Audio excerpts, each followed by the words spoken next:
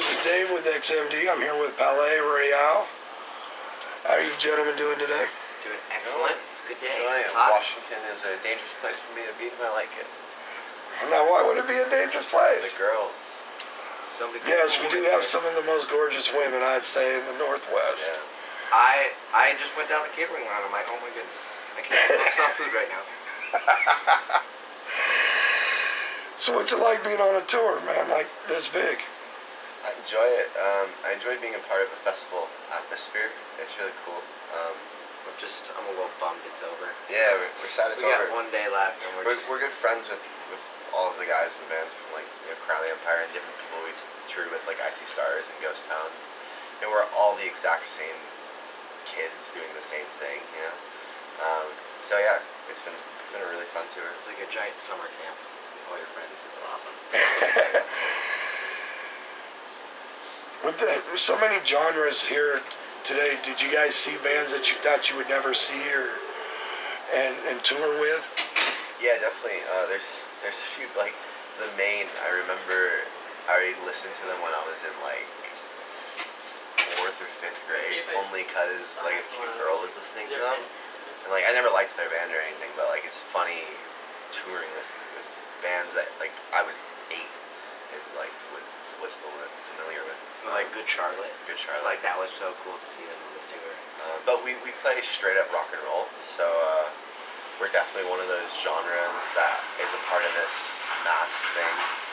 So who's some of your guys' influence?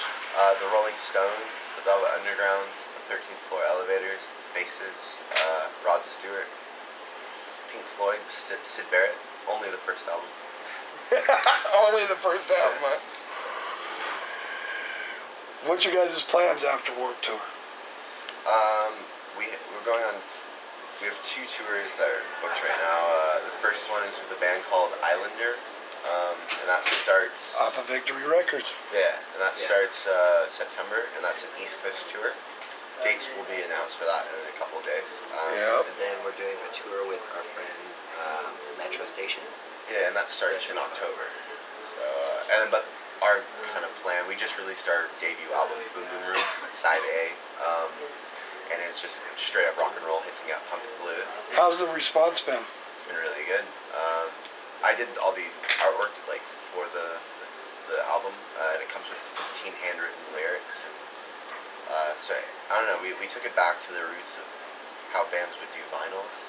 And you cared about every single little detail. That's awesome that you led me right into what I was going to ask. With vinyl and cassettes are now making a big comeback. Yeah. Do you see the industry going back to having those collectibles be more monetary and stable? Yeah. I think it's just more special listening to something on vinyl, you know, because it's just vinyl. Our next record that we're going to release is only on vinyl. That's interesting. No, we actually, our intention with Boom Boom Room, we split it up because we wrote 30 songs for a double album that everyone thought we were on acid for wanting to do a double album. So we split it up into 2 different ones, and then we call it Side A and Side B. So, yeah. So you already have the next album ready to go? Yeah, it's already written. It just has to be recorded. Just press record. Yeah. Where do you guys stand with fans having cell phones out in the crowd and not really moving around a lot because they're busy recording? Yeah, we'd rather have them, be in the moment and everything, but at the same time, if a kid, posts that video to social media and, all of her friends see us and, I've never heard of this band before, and then we get more fans, so it's a really, catch-22, But, I don't know, it's hard to be against it because we live in a generation and an age where our youth is so concerned with pursuing something that's a bit more egotistical in the sense of we all have our own personal profiles and our own personal shit, because we're all trying to promote ourselves. We kind of live in a generation of selfishness, and so I don't really give a shit if someone's filming something because we are all our own center points of consciousness, and you all want your own things. And so if you were standing there watching us, that's on your phone and that's your video. So do you guys prefer to be in a club more intimate, or do you prefer to be on a big arena stage? Definitely arena. Yeah, we're little show ponies. We love putting on a show. Especially this one. He risks his life every show. He climbs up the barricade, or what are they called? Rafters. And he goes and he hangs upside down and finishes the stuff like that. Right on. Where do you see our industry going in the next 5 years?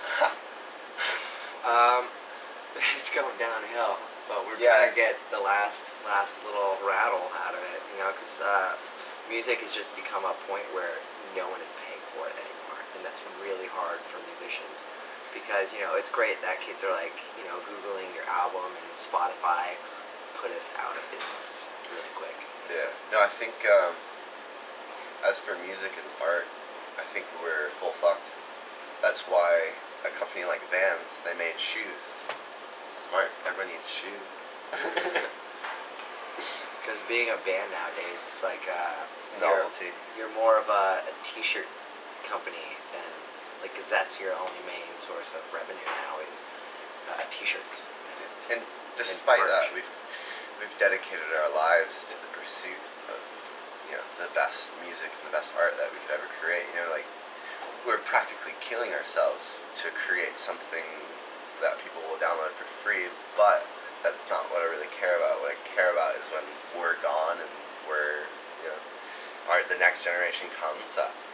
I want later generations to look back and look at us as experimental livers and just kind of wanting to push the envelope as far as it could go. Now, nowadays you're seeing a lot of the older bands from the 70s and 80s that are getting back together doing reunion tours. Not all of them are doing arenas. They're actually looking at doing the smaller clubs. And do you think that's them trying to help rebuild the music industry? Or I think they might be scared they can't sell out and they want to make money again. Because I understand. You'd rather have 50 people outside trying to, barge their way in instead of like a half-empty arena. Yeah.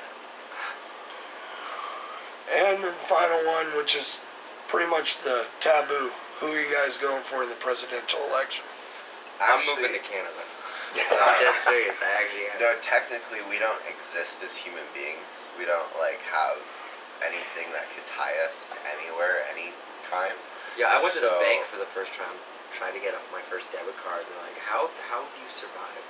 Yeah. I was like, so I'm like, you don't have a driver's license, you don't have a permanent residence, you don't have this, you don't have that, and I'm like, I'm a cash business. But as for American politics, I don't really care. My plan is to move to France and get a chateau. So anything that goes on in America politically. Good luck to you guys. Good luck. I hope you make the right decision on your president. Y'all are fucked anyways. Right on. Love the answer, gentlemen. Once again, catch these guys on tour. Definitely one of the hottest rock bands on the tour for sure. So make sure you get them and check them out. Thank you, gentlemen. Thank you.